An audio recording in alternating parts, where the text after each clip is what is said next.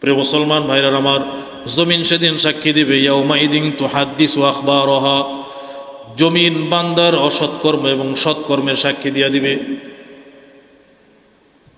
আপনি সেদিন অস্বীকারও যদি করেন, আল্লাহ আমি করি নাই, টাইম এবং সময় এবং দিন, ক্ষণ, ঘন্টা, মাস, বছর, কোন যুগে, কোন শতাব্দীতে, সব কিছু জমিন তার নিজের মুখে ওই বান্দার বিরুদ্ধে সাক্ষী দিয়া দিবে।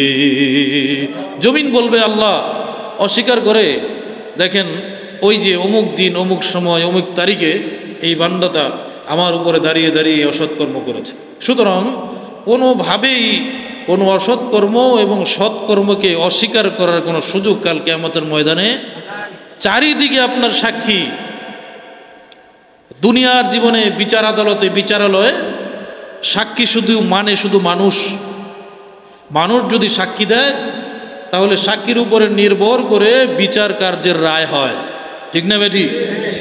আপনি যদি বিচারালয়ে, পৃথিবীর বিচারালয়ে মানুষের সাক্ষী বাদ দিয়া ভিডিও অথবা কোনো লেখা ইত্যাদি ইত্যাদি যদি সাক্ষী দেন, সাক্ষ্য হিসাবে দাঁড় করান, সেগুলো তেমন গ্রহণযোগ্য হয় না মানুষ যতক্ষণ পর্যন্ত সাক্ষী না দেয়। কারণ পৃথিবীর আইন আছে যে কোনো বিচারকে, কোনো ব্যক্তিকে ন্যায় এবং অন্যায় এটাকে প্রমাণ করার জন্য মানুষের সাক্ষী হলো সর্বপ্রথম গ্রহণযোগ্য, পৃথিবীর বিচার এটা।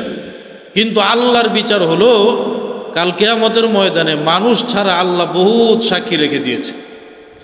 যেমন জমিন মানুষের সাক্ষী, মানুষের হাত পা অঙ্গ প্রত্যঙ্গ এগুলো মানুষের সাক্ষী।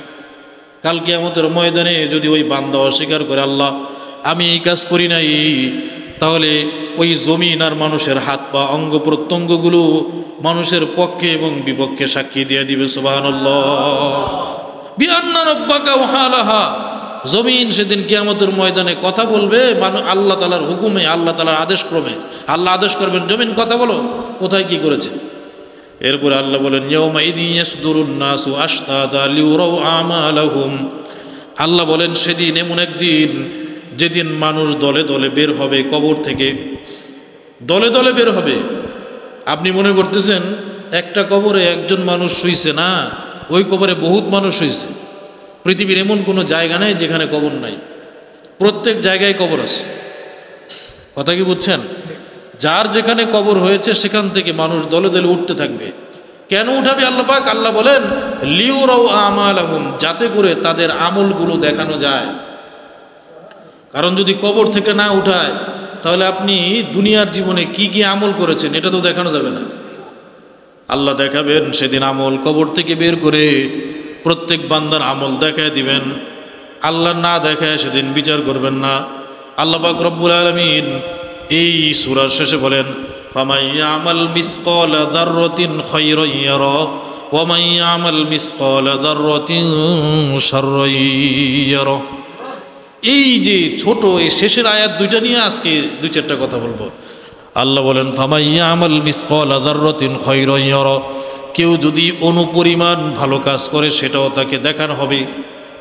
ওয়া মান ইয়ামাল মিসকালা যাররাতিন শাররান ইয়ারা, আবার কেউ যদি অনুপরিমাণ অসৎ কর্ম করে সেটাও আমি আল্লাহ পাক কাল কিয়ামতের ময়দানে ওই বান্দাকে দেখায় দিব। অনুপরিমাণ আল্লাহ আয়াতে বললেন ফামান ইয়ামাল মিসকালা যাররা। এই সূরাটা তো অনেকে পারি আমরা নাকি? আচ্ছা, ফামান ইয়ামাল মিসকালা যাররা, যাররা শব্দের অর্থ হলো অণু, পরমাণু। মুফাসসিরিনে কেরাম বলেন অণু হলো একটা বালুর টুকরা, দেখছেন না আপনারা?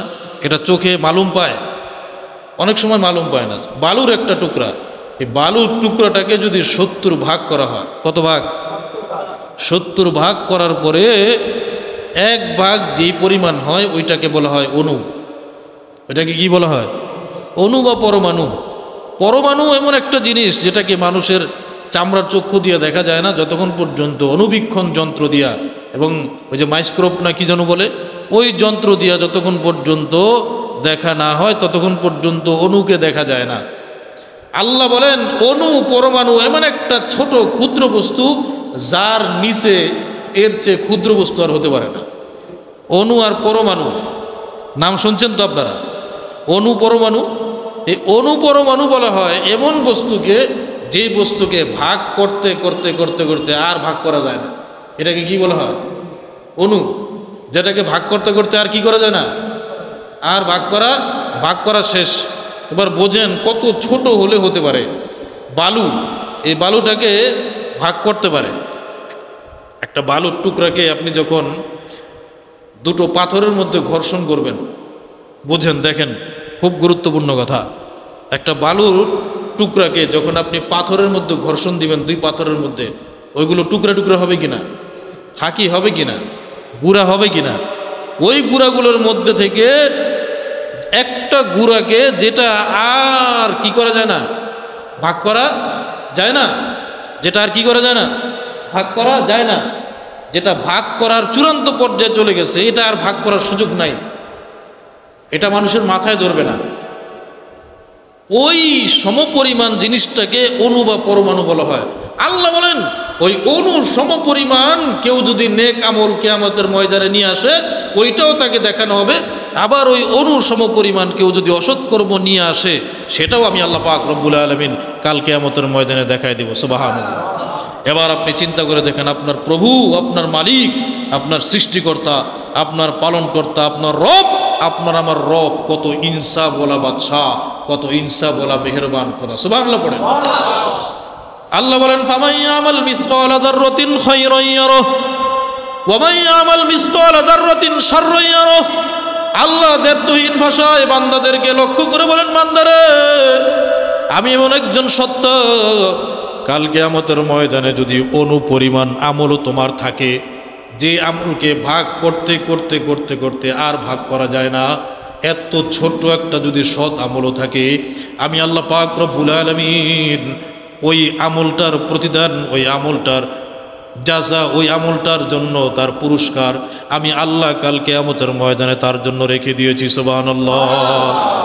আবার বিরোধী কথা, পক্ষান্তরে এটার বিপরীত। আল্লাহ বলেন ওই অণু পরমাণু পরিমাণ কেউ যদি একটা অসৎকর্ম নিয়ে আসে, আমি কাল কিয়ামতের ময়দানে, আমি আল্লাহ কাল কিয়ামতের ময়দানে ওইটার শাস্তি, ওইটার জন্য তার জন্য যেই আযাব নির্ধারণ করে রেখেছি, আমি আল্লাহ পাক রব্বুল আলামিন ওই পরিমাণ অসৎকর্ম করার কারণে তার শাস্তি আমি আল্লাহ পাক রব্বুল আলামিন রেখে দিয়েছি। নাউযুবিল্লাহ।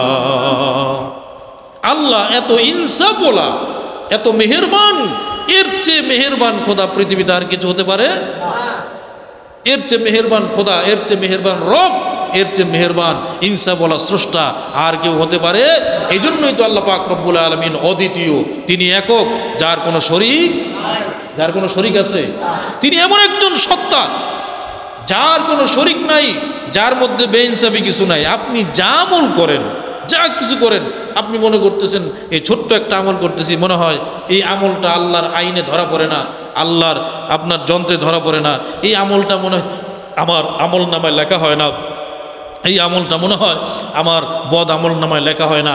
না, আপনি জানেনও না এমন এমন আমল আছে, ছোট্ট ছোট্ট আমল, যে আমলগুলো আপনি না জানার কারণে করতেছেন, কিন্তু কিয়ামতের ময়দানে এই আমলটা আল্লাহ পাক রব্বুল আলামিন বড় করে দেখায় দিবে। সুবহানাল্লাহ। ছোট্ট একটা বস্তু, এটা যখন আপনি অনুবীক্ষণ একটা যন্ত্র সামনে নিয়ে দেখবেন বা দূরবীন দিয়ে যখন দেখেন,